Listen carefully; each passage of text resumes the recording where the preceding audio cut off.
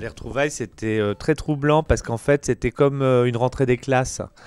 C'est-à-dire que, je sais pas si vous aviez ça, mais quand on rentrait après 2 mois de vacances et qu'on retrouvait ses copains, il y avait un côté un peu intimidant. Est-ce qu'on se met sa meilleure fringue, on essaye de se montrer sur son meilleur jour.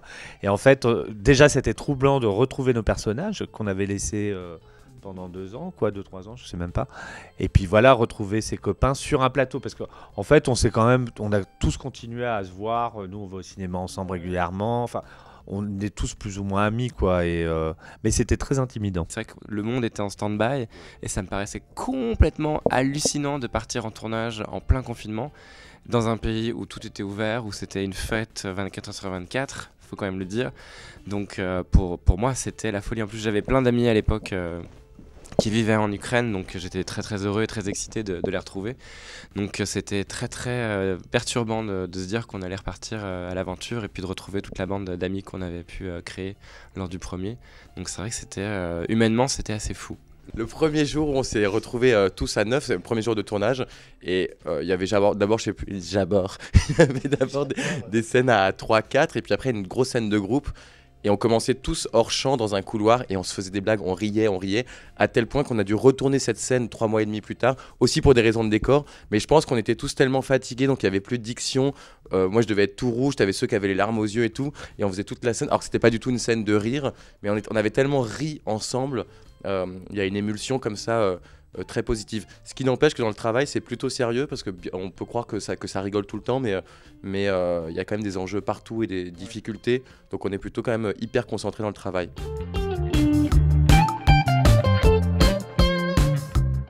On est modestement avec eux, complètement, on pense beaucoup à eux. Et c'est d'ailleurs fou, on a tourné en Ukraine en prétendant dans le film que c'est en Russie. Et parfois on nous demande pourquoi on n'aurait pas pu tourner en Russie, parce qu'on n'aurait pas pu. Et si on avait pu, on n'en serait pas ressorti, probablement, avec ce film. Voilà pourquoi on a tourné en Ukraine, qui nous ont accueillis chaleureusement. Ils sont impressionnants, je trouve. Quand la guerre s'est déclarée le 24 février, ils ont eu très peur au début. Et moi, ceux avec qui je suis en contact, au bout de 2-3 jours, se sont dit mais non, en fait, on va rester défendre nos pays, on va rester défendre notre liberté, tout ce qu'on a acquis. Et c'est magnifique à voir. Et j'ai l'impression,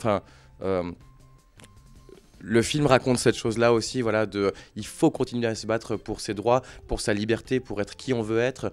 Et même si nous on est français et on est français, c'est fragile quand même. C'est fragile, et là on se rend bien compte que rien n'est acquis et qu'il faut continuer le combat. Chez les jeunes avec qui on a bossé, ça aurait pu être nos potes à Paris, c'est les mêmes, quoi. Il y a vraiment pas de différence. Et comme disait Mika, on pouvait pas tourner ce film en Russie parce que le simple fait de tenir la main de quelqu'un, l'homosexualité là-bas est pas réprimée, mais le simple fait de tenir la main de quelqu'un, c'est de la propagande. Et c'est la propagande qui est réprimée chez eux en Russie. Donc du coup, oui, nous on fait un film pour eux, un film propagande, quoi. Donc c'est pas possible du tout. Et comme les Ukrainiens n'aiment pas tellement les Russes, je pense qu'on l'a remarqué récemment, ils nous ont accueillis à bras ouverts, d'autant plus parce qu'on jouait les Russes, quoi.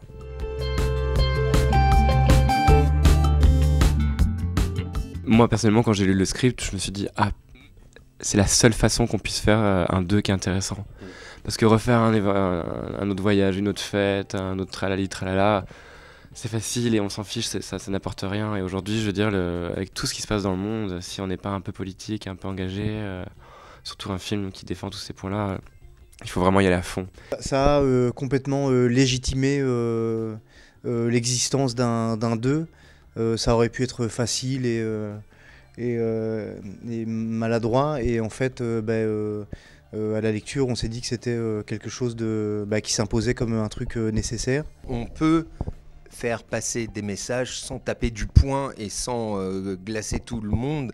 C'est une autre façon de porter une parole, et que je trouve belle et plutôt délicate.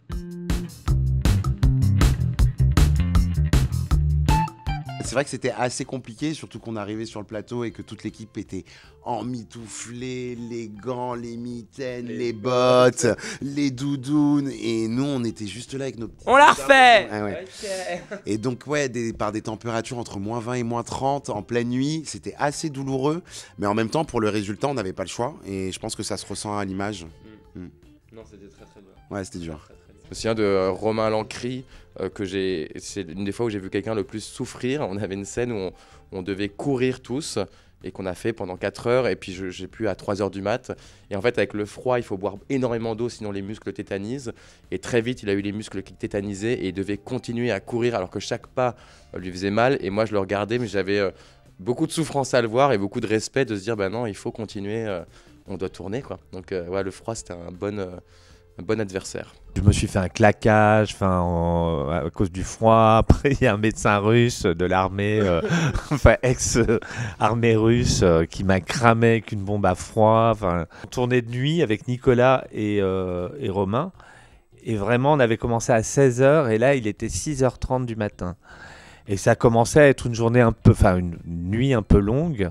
Et en fait, on tournait dans Kiev et j'ai entendu un coq chanter. Et donc j'ai dit au réalisateur, écoutez, le coq vient de chanter, moi je crois que je vais aller me coucher. Et ils ont dit, oui c'est vrai, on a tout ce qu'il faut.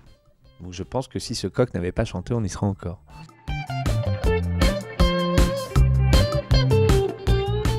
Un matin, je crois que c'est Nicolas qui se réveille vers 4h du matin, pas bien. Donc du coup, il décide de tous nous tester. Il nous teste, on est, je crois, 25 positifs. Donc, surprise. Je fais complètement partie de ceux qui l'ont eu. On l'a quasi tous eu, à part toi, t'étais pas là à ce moment-là. Il était reparti. Mais en fait, ceux qui ne l'ont pas eu sur place, c'est ceux qui l'avaient déjà eu. Ah oui, on est resté. Heureusement, on l'a eu tous en même temps, donc du coup, ça a été 3 semaines d'interruption collective et ça n'a pas été un peu dispersé à droite à gauche. Mais je suis resté sur place pendant 2 semaines enfermé dans la chambre. C'était quand même pas très marrant, quoi.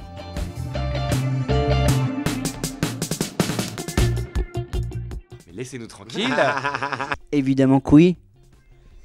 Moi, je serais partant pour un 3e volet. Si c'est un Survivor, ils atterrissent. La crevette dans l'espace ou... Crevette contre Kanak, ils partent faire un tournoi au bout du monde. L'avion s'écrase. Ils doivent survivre. Ils sont décimés les uns après les autres.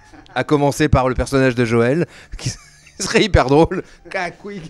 Enfin, moi, c'est ce qui m'amuserait. Ou une comédie musicale dans l'espace, je prends aussi. Oui.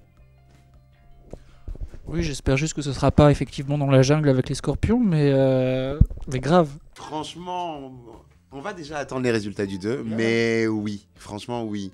Moi, je serais ravi de repartir avec les copains, si c'est la même équipe, hein, parce que si on change de comédien, je suis pas d'accord. Donc, non, je serais vraiment ravi. Après, tout dépendra du scénario, tout dépendra de l'envie des réalisateurs et de ce qui va se passer par la suite, quoi. Et de la vie du 2 surtout. Voilà. Pour moi, ça dépendra vraiment du projet, parce que déjà le 2, j'étais très sceptique. C'est quand j'ai lu le scénario, je me suis dit, bon, ok, là il y a un nouveau truc, c'est intéressant, c'est cool. Mais faire un 3 pour faire un 3, on n'est pas les tuches, tu vois. Genre... Moi, franchement, en fait, je vais arrêter de répondre comme si je laissais un suspense, parce qu'en fait, ça n'a aucun intérêt. Moi, je suis hyper chaud de refaire un 3e. Si il y a une vraie volonté